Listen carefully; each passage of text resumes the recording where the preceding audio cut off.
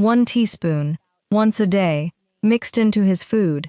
That's all it takes to stop your senior cat from scratching that same irritating spot.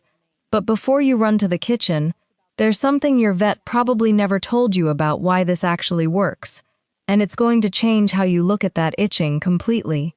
Raw, unrefined salmon oil. 1 teaspoon mixed into your senior cat's food, once a day. And here's the part almost nobody connects. The same ingredient that calms the itching is the one that also helps the joint stiffness you might have already noticed in him. That's not a coincidence.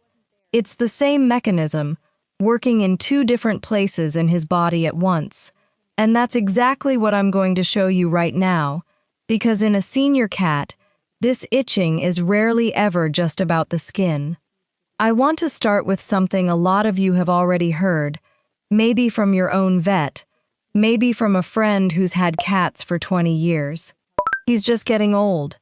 Skin gets dry, cats scratch more, that's just what happens. I understand why that answer exists. It's not malicious, and it's not lazy. Vets have 7 minutes with your cat during a checkup, and watch and see is a reasonable thing to say when nothing looks urgent on the surface. But here's what's been sitting with me for a while now, and it's the reason I finally sat down to make this video. Just getting old is not a diagnosis. It's the absence of one. And when I hear a cat parent repeat that phrase back to me with a kind of resigned shrug, what I actually hear is someone who was never given permission to keep asking the question. Because here's the thing nobody tells you about a senior cat's skin. It's not just getting drier because the calendar says he's 11 now. Skin is an organ, the same as a liver or a kidney. And organs don't age in isolation. They age as part of a system.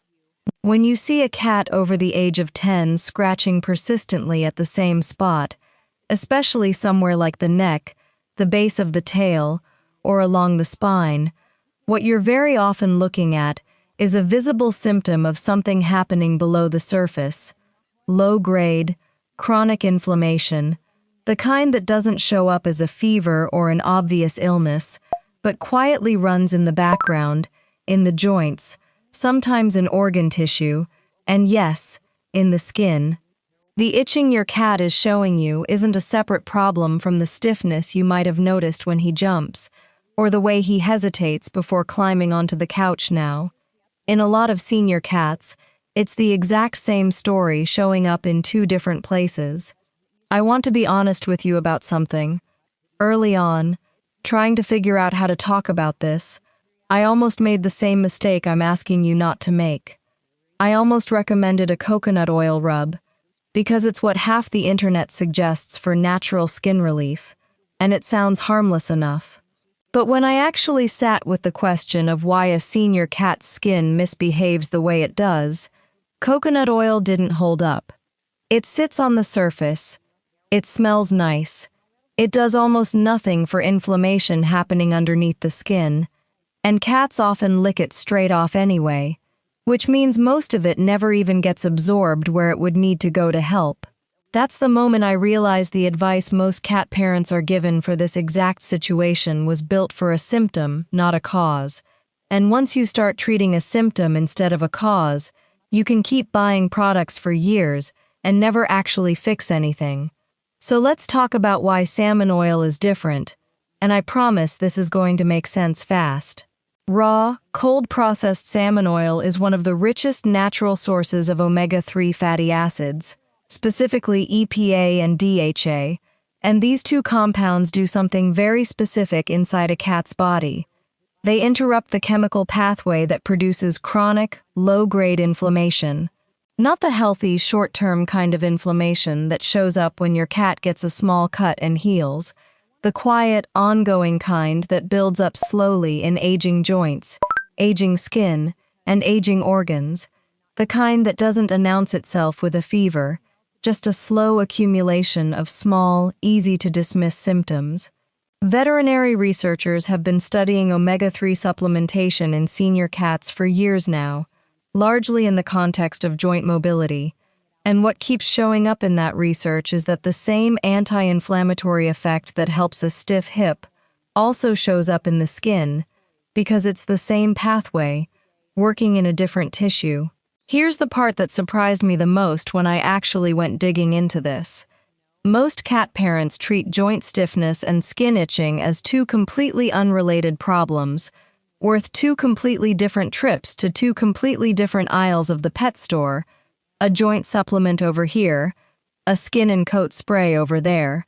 But if the underlying driver is the same systemic inflammation, you don't actually need two products. You need one thing that addresses the mechanism itself.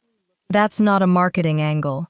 That's just how the biology works, and it's the reason this one small addition tends to outperform things that were specifically formulated and marketed as skin relief. Now, because I never talk about anything you put in or on your cat's body without a safety layer, let's cover that properly, because dosage actually matters here, and more is not better.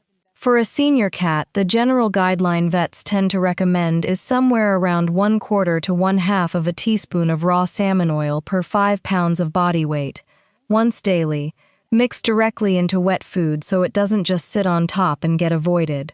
If your cat is closer to 10 or 12 pounds, that puts you close to the full teaspoon in the title of this video. But closer to a teaspoon is not the same as always exactly a teaspoon, and that's exactly the kind of detail that matters more than people assume. Also, and this part is genuinely important, not every oil on a pet store shelf is created equal. You want cold-processed, unflavored, unscented salmon oil, ideally one made specifically for pets rather than a human supplement, repurposed for an animal whose liver processes things very differently than ours does. And if your cat is on any existing medication, especially anything related to blood clotting, or has a diagnosed pancreatic condition, this is a conversation to have with your vet first, not a decision to make alone based on a video, however much research sits behind it. This is exactly the kind of thing the Reading the Face of Pain chapter in the SEE method walks you through, step by step, not more things to memorize, just a real way to actually know instead of guess. Because here's what I really want you to take from this video, more than the salmon oil itself. If you've ever wished you could just tell what your cat is actually feeling underneath the surface, instead of guessing whether a scratch is nothing or something, that's exactly what this method was built for. Check the first comment pinned at the top of this video. That's where the link is. Let's talk for a second about what's actually happening emotionally when you notice this in your own cat. Because I don't think enough people say this part out loud. There's a specific kind of guilt that comes with loving a cat who's getting older. You start watching for signs in a way you never had to before. And when you finally notice something like persistent scratching, there's this quiet voice that shows up and asks how long it's actually been happening and whether you should have caught it sooner. I want to say this as directly as I can. That voice is lying to you. Cats are built, biologically, to hide discomfort for as long as possible. It's an instinct that goes back millions of years, long before there was a warm house and a food bowl waiting for them. The fact that you didn't catch it in week 1 isn't a failure of attention. It's proof of exactly how good your cat is at hiding it, and how much better you are at noticing than most cat parents ever get credit for. And this is really where the "he's just getting old" answer falls apart for me, if I'm being completely honest. Getting old is not the same thing as needing less care. If anything, it's the opposite. An older cat's body is doing more work just to maintain what used to come easily, and that work deserves to be met with more attention, not a shrug and a sentence that ends the conversation. Your senior cat is not supposed to just quietly get itchier and stiffer every year, until one day it's serious. That's not aging. That's untreated inflammation wearing a disguise that happens to look a lot like aging, and once you know the difference, you can't really unknow it. So here's what I'd actually ask you to do this week. And it's smaller than it sounds. Watch your cat for the next few days, paying attention specifically to where he scratches, how often, and whether you notice any hesitation before he jumps somewhere he used to jump without thinking twice. If you see both, the scratching and the stiffness, showing up together, that's not two separate things to worry about.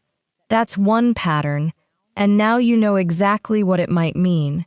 And if you decide to try adding a small, appropriate amount of raw salmon oil to his food, give it 2 to 3 weeks before you judge whether it's working. Skin and inflammation don't reverse overnight, no matter how good the ingredient is. If this helped, you're already one of the cat parents who notice.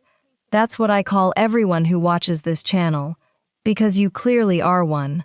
Subscribe so you don't miss the next one, and tell me in the comments, where does your cat scratch the most, and how old is he? I read every single one, and honestly, patterns in the comments are often how I find the next thing worth making a video about. Your cat was never supposed to just quietly get old and uncomfortable while everyone around him calls it normal. He's not asking for a miracle. He's asking for someone to actually notice. And now you know exactly what to look for. This isn't a replacement for your vet. Think of me as the friend who tells you what to ask them.